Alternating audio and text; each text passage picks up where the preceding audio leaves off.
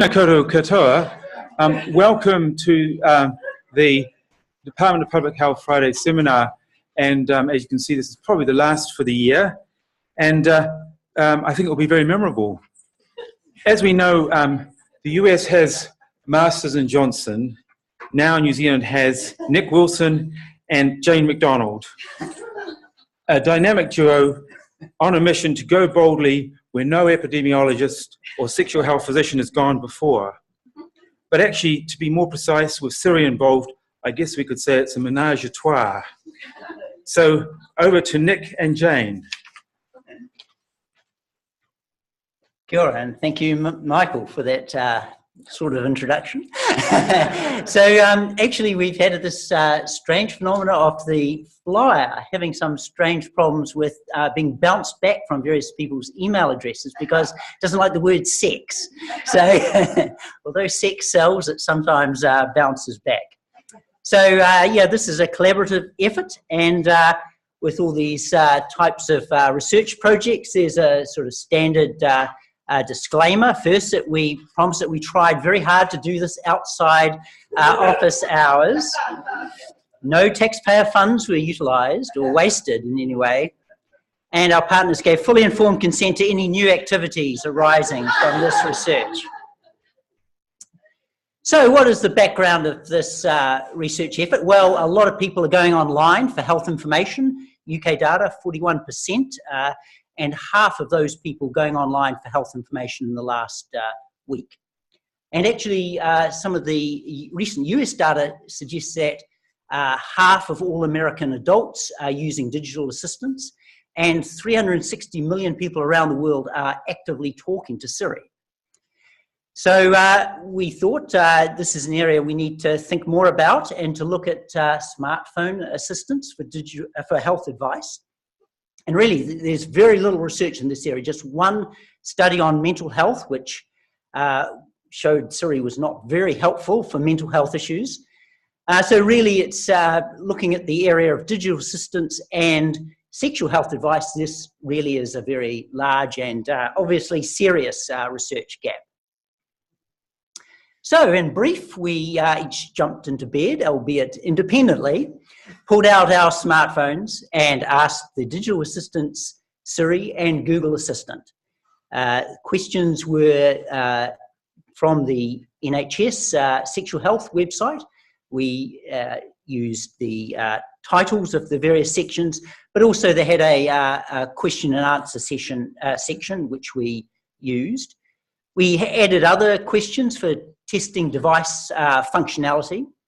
3 attempts per question to deal with our different pure New Zealand, like me, NZ Scottish accents and New Zealand Ulster English accents for Jane Morgan.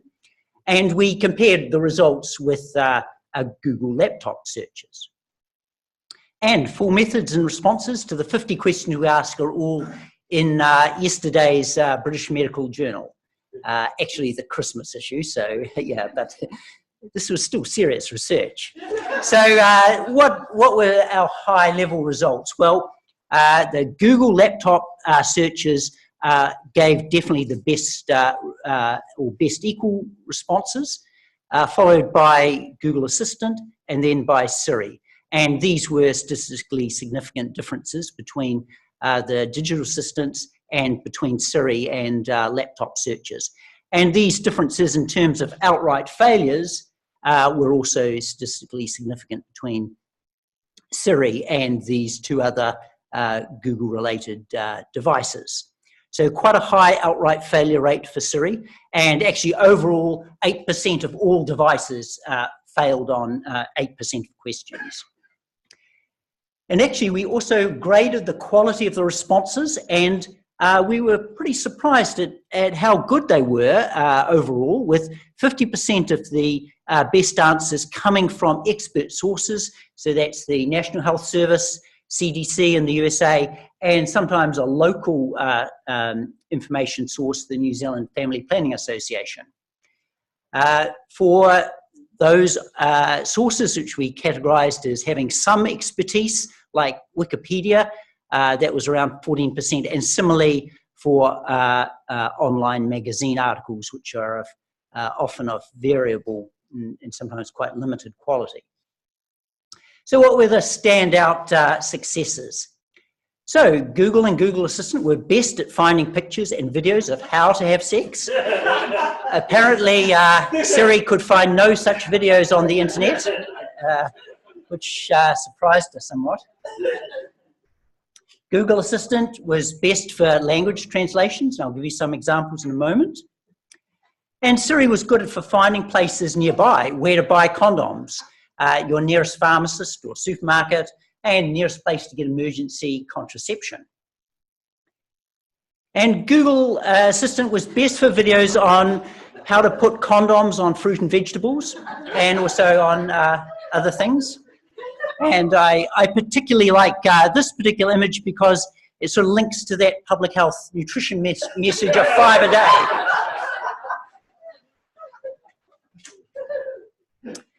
So in terms of digital assistants and languages, Siri sometimes would just say, I can't translate from New Zealand English yet. So, you know, hopefully in the future, Siri will get it right. But Google Assistant was really good at translation. So you could say, how do I say, where can I get condoms in French? And out would come the French. And I'll just play you that in front of the microphone, just to show you. Où puis-je obtenir des préservatifs? Which amused me somewhat because I thought condoms was a French word and Dr. Condom came from a little town in France. But anyway, the French have moved to preservatives. In terms of the Pope's new advice to use condoms to prevent Zika, all 3 devices found the appropriate advice that the Pope now approves of condoms for Zika prevention. And, you know, some countries have taken this on board, and I'm not entirely sure about this why worry message, but yeah, they've run campaigns on condom use. But the Pope's advice lacked specificity, and because I work in health economics, I was concerned there was no clarification of variable cost effectiveness around some of these other options for using condoms. Apparently, condoms are utterly, very cost ineffective for this type of mosquito control. And sometimes the videos selected by Google Assistant were suboptimal, really quite not ideal. One question was answered by the 5 stupidest ways people have died during sex, falling off balconies, using electricity as part of sex play, and so on. And these have this is not very useful for sexual health information, generally poor generalizability for injury prevention in general. But sometimes the questions, you know, you could ask quite detailed historical and literary questions, for example, what Shakespeare said about sex and alcohol. And Siri actually found a BMJ article dedicated to Shakespeare and alcohol, but there was nothing about sex. But Google and Google Assistant both produced the precise information that alcohol and sex, it provokes and unprovokes. It provokes the desire, but it takes away the performance. Macbeth, Act 2, Scene 3. So quite precise information. But both of them suffered confusion around acronyms. Siri thought STI was a stock market code instead of sexually transmitted infections. And Google Assistant suggested to the person with the STI question that they seek out the resort of St. Ives, which is a seaside place in Cornwall in the UK. And I just happened to look through my emails this morning, and the news media in Cornwall has picked up this issue from the publication yesterday. And they are trying to explain to the residents of Cornwall why there is this confusion about STI and sexually transmitted infections. So you really know you've penetrated the international media when you get down to local papers. There were confusions around locations. Siri was fairly good at local services, but sometimes not.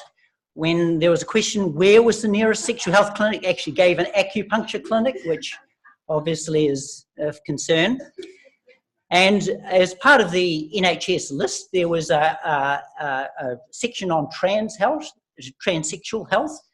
And when Siri was asked this, it suggested Health Trans, an ambulance service in Philadelphia, precisely located 14,283 kilometers away, so somewhat problematic. And in general, Siri was a little diffident and confused about sex. When explaining sex via pictures, it would sometimes show people kissing, men wrestling, and what seemed to us look like people having sex with aliens, but that's, it was often a bit unclear. Sometimes Siri would just say, I don't have an opinion on that. And as you might expect, it also confused some New Zealand English, confusing sex and with sex. And Google Assistant would often get that confusion as well, but after a few more words of context, it would flip the sex back into sex. So Google Assistant has a pretty sort of dynamic approach to recorrecting the questions. So now I'd like to hand over to Jane, who's going to tell you a bit more about the highlights and lowlights of these Google Assistants. Okay, nice to see you all.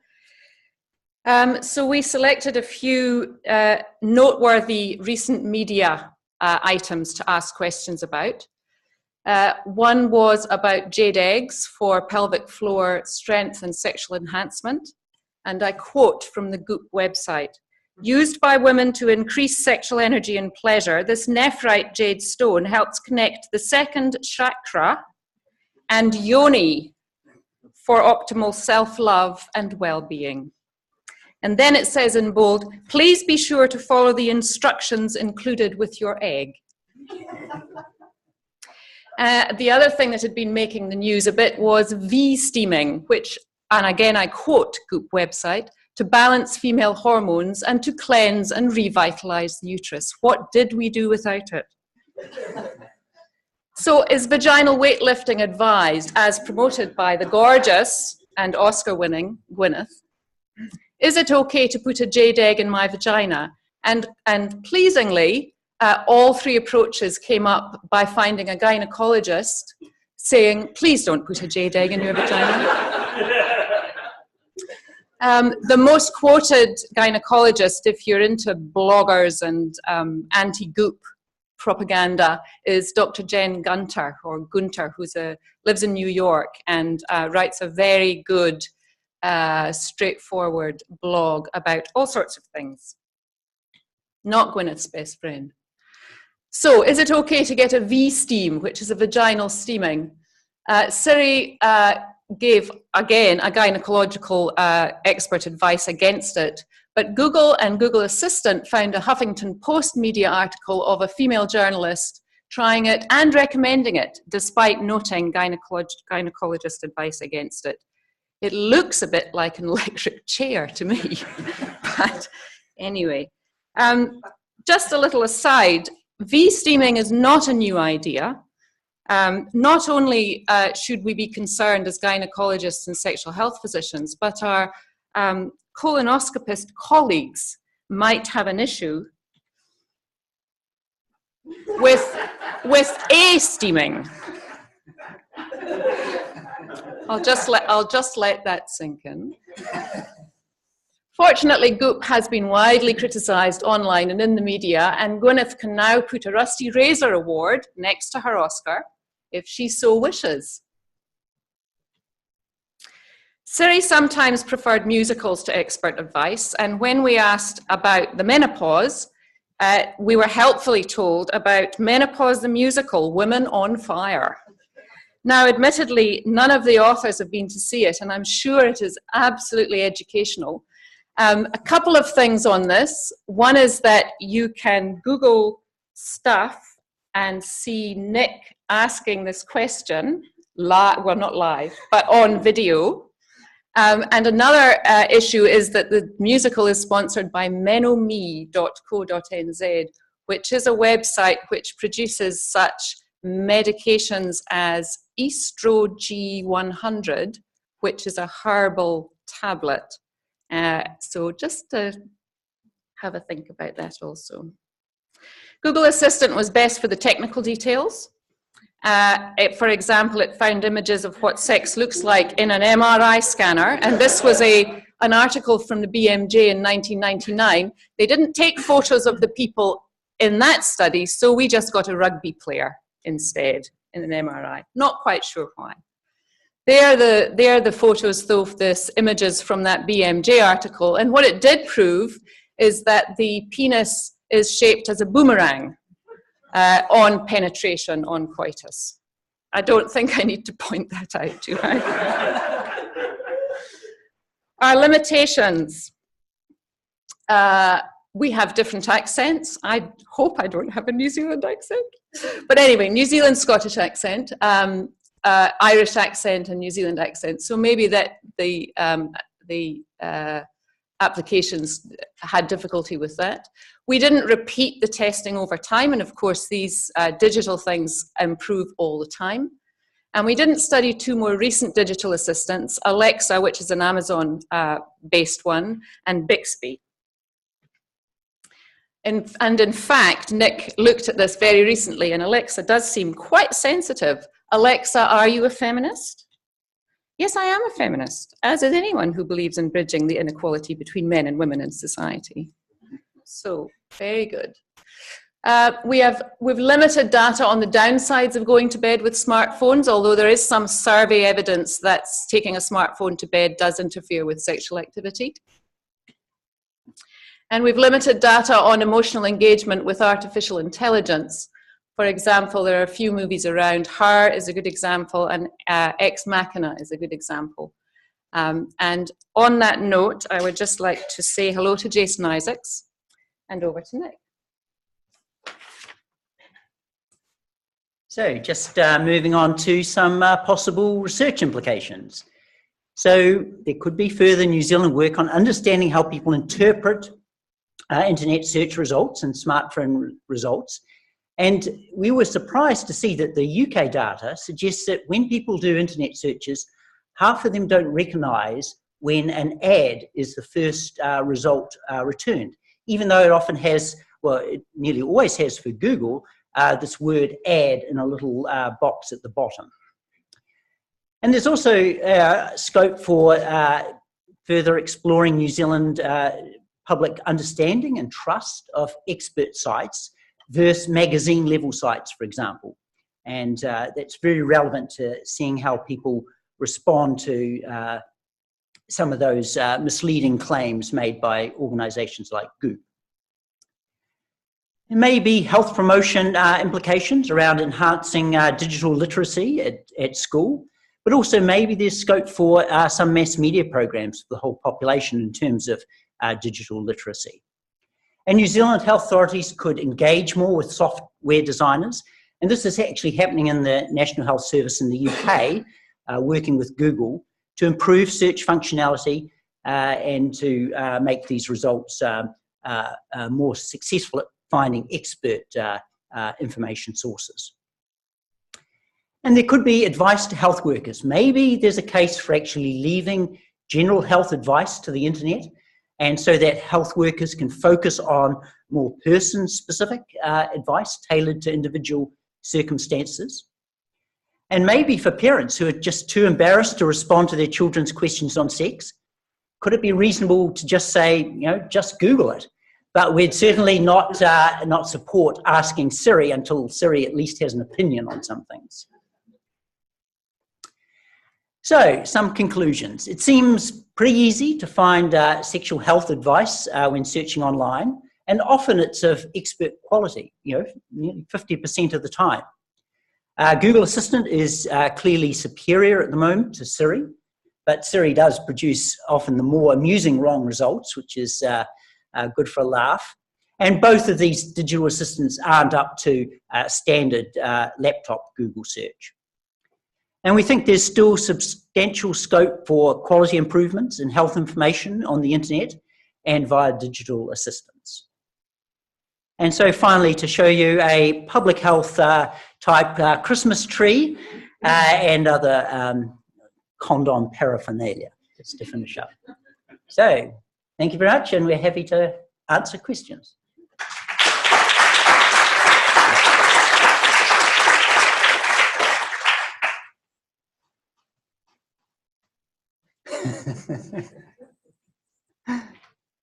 questions or advice or personal experience, particularly if you're embarrassing and or funny. Or an order form for GD. So how many have you studied these? How many people use Siri? For anything? How many people have asked Siri a question? A few of us. Maybe the weather.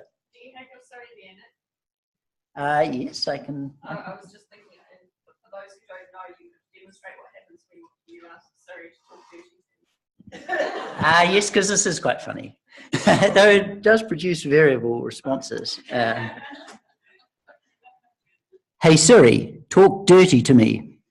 I can't. I'm as clean as the driven snow.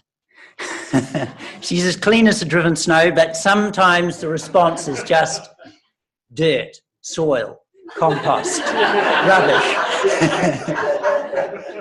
And I think the other one is, I think it's time you cleaned the carpet. So Siri is quite funny sometimes.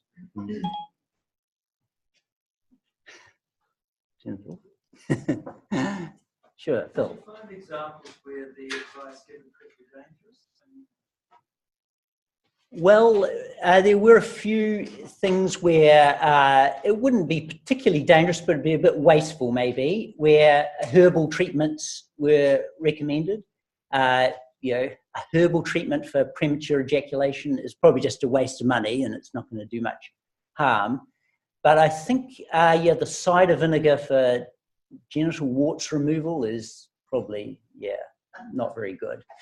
And so there were a few things like that, but in general, they weren't harmful. You might just, you know, maybe delay seeing a health professional by mucking around with a non-effective treatment. So I think the studies on mental health in Siri, some of them were just, you know, for people with suicide intent. You know, some of those were very poor answers and could lead to serious delays.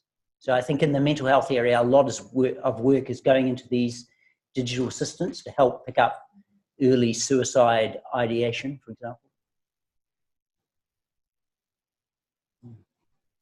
Sure. Much awareness of cross-cultural differences coming through from the data you've got? Virtually none. So, I mean, when it can't even identify New Zealand English, that would give you some idea.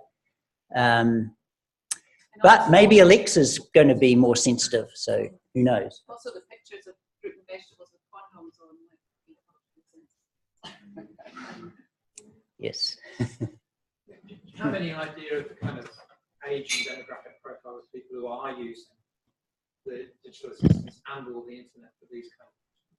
I mean, I'm constantly appalled at a clinical level at the level of sexual activity and where people aren't getting their information from, given that there is quite a bit of good information out there. So what's your competition in terms of other people who've been Googling this, young people? Well, the Ofcom survey for the UK gives quite precise demographic data for asking about health online and using smartphones online. And that's very much younger people. Younger as in...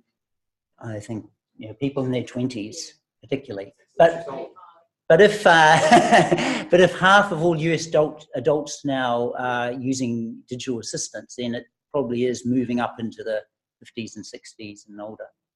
Which is fascinating, isn't it? If you're trying to look particularly in terms of STI risk, the group who we should be targeting, there's a hugely wasted opportunity here. Mm. So I think that's fascinating apart from the game. Yeah, definitely. Mm. Sure. Does Siri or Google know and adjust its responses depending on your sex or gender? I'm just thinking that if you ask it, am I pregnant, as was one of the questions, then the answer must be no. But for a woman, that there might be a different set of answers. Or conversely, if you came to it with a health question saying, I'm feeling ill every morning, what's going on? For a man, there might be a different set of answers from the most obvious response for a woman. It seems like it there's no level of individual personalization. Basically, all these questions are going to some cloud and some vast supercomputer somewhere else. I mean, Siri sometimes says blah, blah, blah, Nick, you know, so it sort of knows it's Nick. But I did say, you know, was it okay to put a jade egg in my vagina? And it didn't, it didn't seem to, I wasn't worried about that.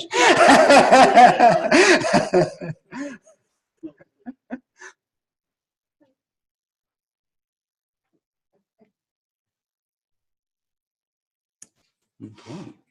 Oh, Louise. I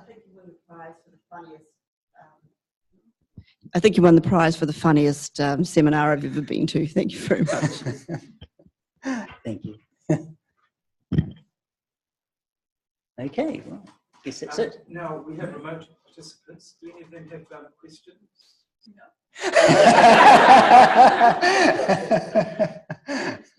They're somehow shielded, aren't they? Don't be shy.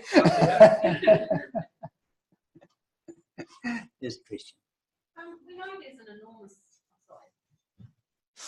an enormous amount of iatrogenic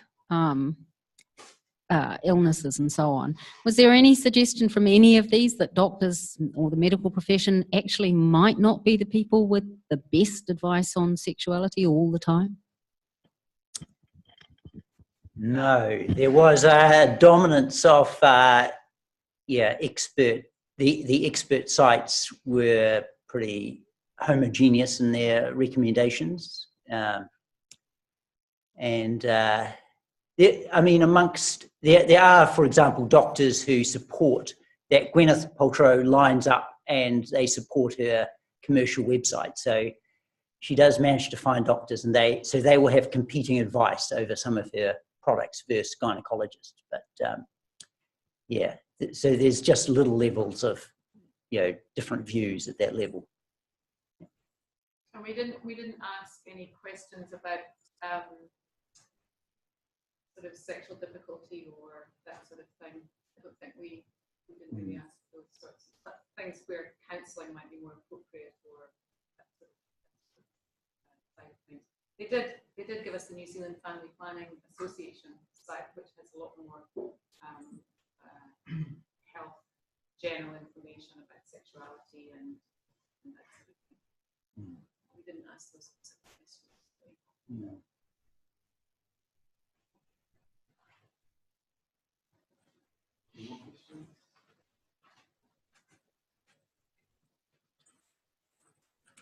Well, I'd really like to thank Nick and Jane very much for really demonstrating that the science can be important, but also very entertaining and interesting.